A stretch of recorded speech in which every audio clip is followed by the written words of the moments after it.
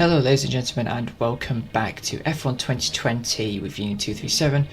Today we're doing Ranked Episode 2, and we're starting off the video. I was bored one evening, so I decided to make a bunch of new liveries.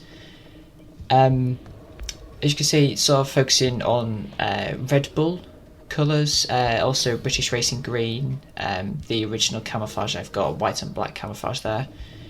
I'm leaning more towards the green one, which I'll be using in this video, which is that one that's up there, and I think I like the camo livery a bit more. But let me know what you think.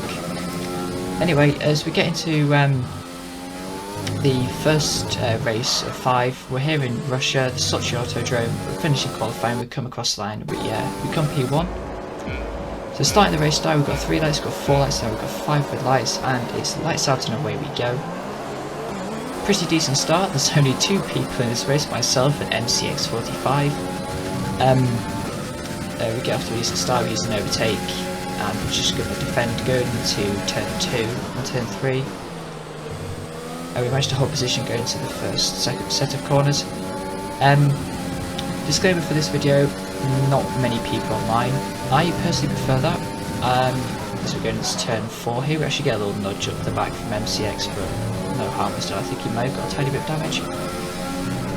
Yeah, this video is going to be very short because not much really happens in them. I think the most amount of people we got in a race was 5 or 6. It was very, very quiet when I did these races. I prefer that in terms of my own sanity perspective, because you've got less idiots on the track, but then again doesn't make good content, so I apologise about that. But there's not much I can really do. It auto finds lobbies for you. We set the fastest lap. On lap 2 we come across the line to win the race by a pretty decent margin. Not much happened there. Coming into Austria now for the second race. Coming around the final corner now. I love those 2 last corners. You can actually chuck the car in. We do a 1:04.0, which gets us P1. That's a pretty poor lap for me. I could go a little bit faster. We've actually got 2 other people in this lobby, so maybe a bit of better racing here on. And we're getting underway. We get a pretty decent start. We managed to pull ahead quite a bit, and we're going to go through turn 1. We're going to maximise the exit as best we can. We're going to use overtake. We're going to use rich. We're going to fly up through turn 2 into turn 3, and we've already pulled nearly half a second on P2. Our main aim for this race is to break outside of DRS. That's what I want to do. Is we get a nice run through turn 3. Don't get a little bit squirmy on the exit, but off it too major.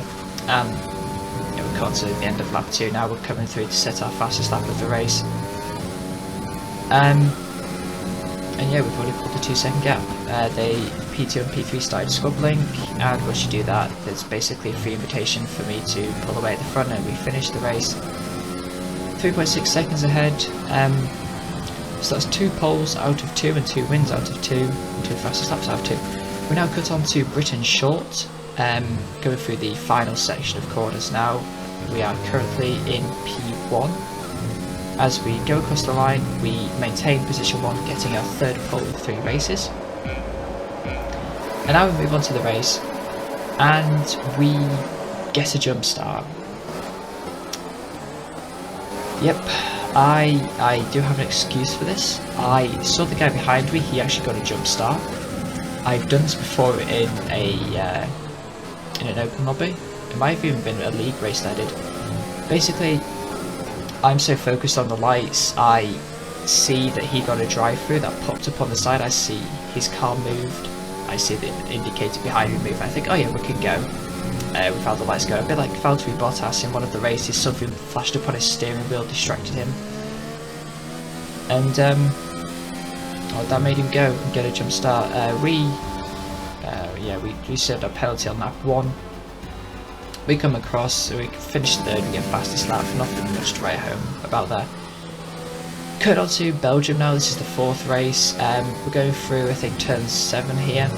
We dip like a millimetre of our right tyre onto the white line, so that invalidates our lap time. So starting P3, we have an extra gamer in this lobby, so 5 people.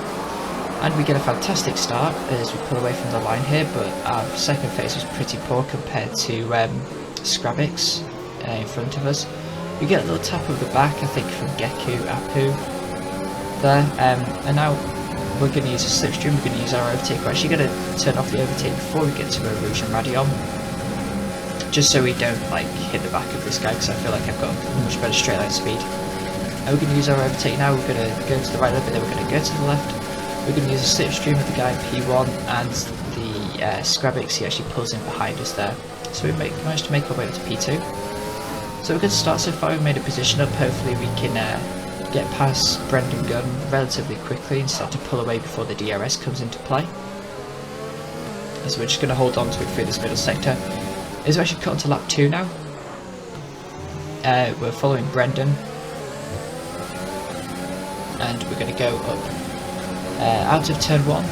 We're going to use a little bit of overtake just to get closer to him, get the slipstream working a little bit more, and then we're going to get to the top of Radion. We're going to deploy our overtake once we get to the DRS line, and we should be able to fly past him with relative ease. We go to the right and then we go to the left. I always like taking the outside here. We brake later, he brakes even later than us, but he overshoots the corner. We do the switchback. We go around the outside, we get an exceeding track limits warning. A bit unfair considering I don't want to make contact, but managed to make the move stick. He's looking for an avenue down into this understeering right-hander. Luckily we brake late, we managed to hold on. Come to the end of lap 2, we set the fastest lap of the race, a 1:46.1, and now we've got to try and hold on to this first place as we get a fantastic run out of turn 1. We're deploying a bit of overtake, but managing our ERS fantastically. This is a great skill I've picked up in the league racing videos I'm doing, and from other league racing videos, is I manage my ERS really well. As you can see, we've already pulled out an 8/10 gap going down the straight, so I'm turning ERS off halfway down the straight because we don't need to burn anymore, because he's not going to get close enough to overtake us. Cut to the end of lap 3 now. We're going through the bus stop chicane, and Brendan's 5/10 behind, so we're going to have to try and hold on to this position as we go up the top. He actually spins out over the last corner as we set the fastest lap, doing a 1:45 flat. And now Scrabix is 2.4 seconds behind, and not much really happened after that. Scrabix fell back even more. We come across the line, we set another fastest lap of a 1:44.5. Pretty dominant performance, so that makes it 3 wins out of 4, I think. As we now cut onto the final race of the video, Bahrain Short. Coming across the line, and we're in position 3 at the moment. We've crossed the line, and I believe we remain position 3. Yes, we do. As we're going to start the race, we've got 5 red lights down for the final race of this episode, and it's lights out and away we go. Brendan gets a pretty poor start, but then again he jumps ahead because he's got an alien indicator. We get a very poor start, and we get swamped right at the beginning of this race. We're going deep though, so we see a little gap that we can break later on. We managed to hold on to P3. Slappy Gordon is putting some pressure on Brendan up ahead. I was worried about Brendan this race because his car was ridiculously laggy. As we're going to use some overtake here down the back straight. As we cut off basically the entire first sector of the actual Bahrain circuit. And as we're going through, I don't even know what corner this would be. I think it's like turn 6 on the shop. Slappy Gordon rather. Actually, he uses the back end massively. Probably touching that inside curve, which is extremely lethal. It spits his car out, and he unfortunately retires from this race. So now we're going to trace down Brendan.